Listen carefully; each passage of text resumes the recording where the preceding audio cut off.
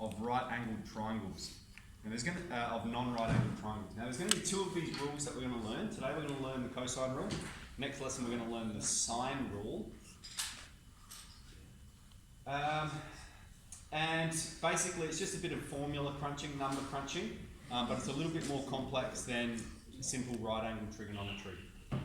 So the first thing you'll notice here is I've got this triangle labelled, and notice how we have angle A, so I've used the capital A, is opposite side A, okay?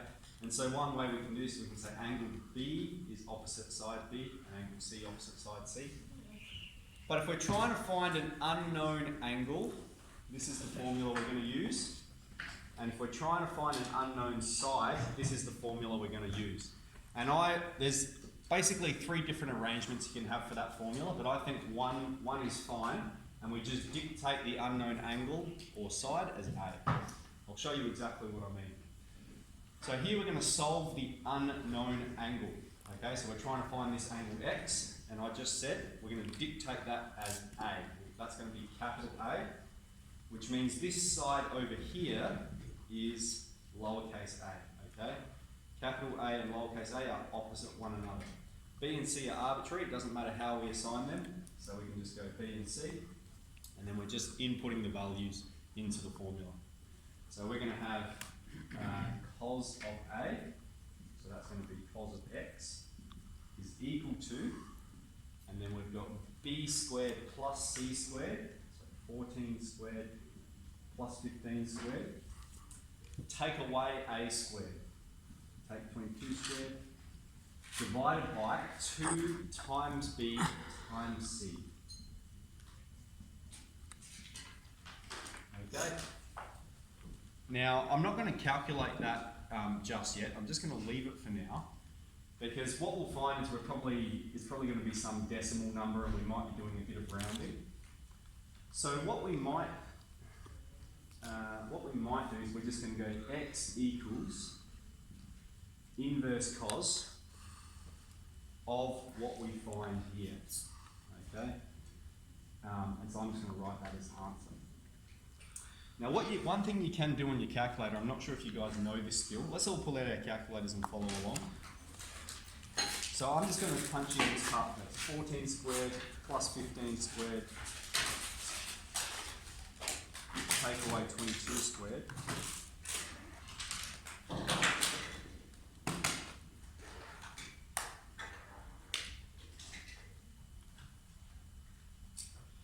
I've got minus 0.15, okay? And then, so once I've generated that, once I've solved this and I've pressed execute, now you need to make sure this is at the top of the fraction, this is at the bottom of the fraction. If you're putting in divide here, it's going to just divide this number. We want that whole sum at the top divided by this. So either use brackets or use the fraction button. Make sure it's clear. We've got a top and a bottom. I've divided it. I've got minus 0.15. Then what I'm going to do is I'm going to press Shift Cos. Okay, so Shift Cos. And then I'm pressing Shift. And then right down the bottom on the right, there's the negative button. And you can see just above that it says answer. And so what that's going to do is that's going to bring up the answer we had previously. I understand you could type in minus 0.15, but this is particularly useful when there's like 15 decimal places and you don't want to write them all out, but you want to maintain that consistency throughout.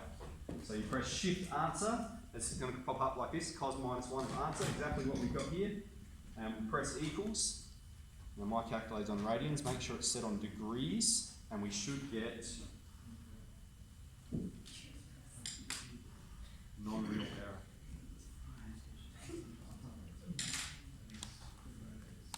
(98.62), 98.6 degrees. Okay? If yours is popping up with 1.7, that means it's set in radians. Let me know and I'll come around and show you how to put it in degrees in a moment. Okay, any questions about that? Okay, let's move on to finding the unknown side. So I'll just get this in a little bit. So, again, Tom? Yeah, he's just showing. Yeah. normally what I prefer you to do is watch up here and then we can come talk about it a bit later. So I've said we're going to dictate the unknown as A, alright? So this is unknown, it's a side, so we're going lowercase a, which means this is our angle A. Now because we're finding a side, we're using this formula here. A squared, and maybe some people can't see that now. A squared equals B squared plus C squared, take 2BC equals A. So A squared corresponds with X, so we've got X squared being equal to, now remember B and C don't matter, they're arbitrary, so we can just assign them like this.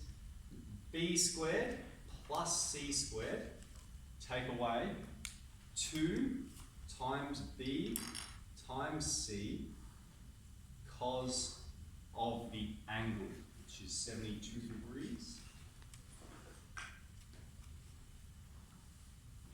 Okay, and then again, X is just going to be the square root of this here, so I'm just going to go square root with the answer.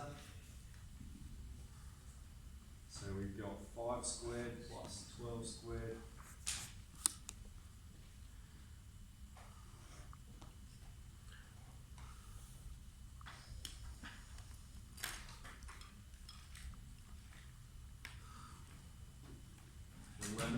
.07, 11.1.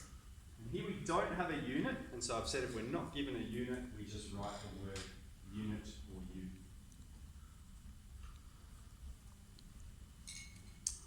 Okay, so we've got two processes here, finding unknown angles and finding unknown sides. I think most of us will find it okay, it's just crunching a formula.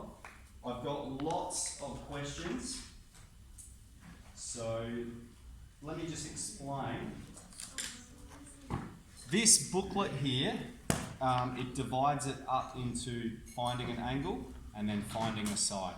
Okay, you'll notice there's a sheet for the cosine rule that we're doing today, and then a sheet for the sine rule that we will do on Tuesday.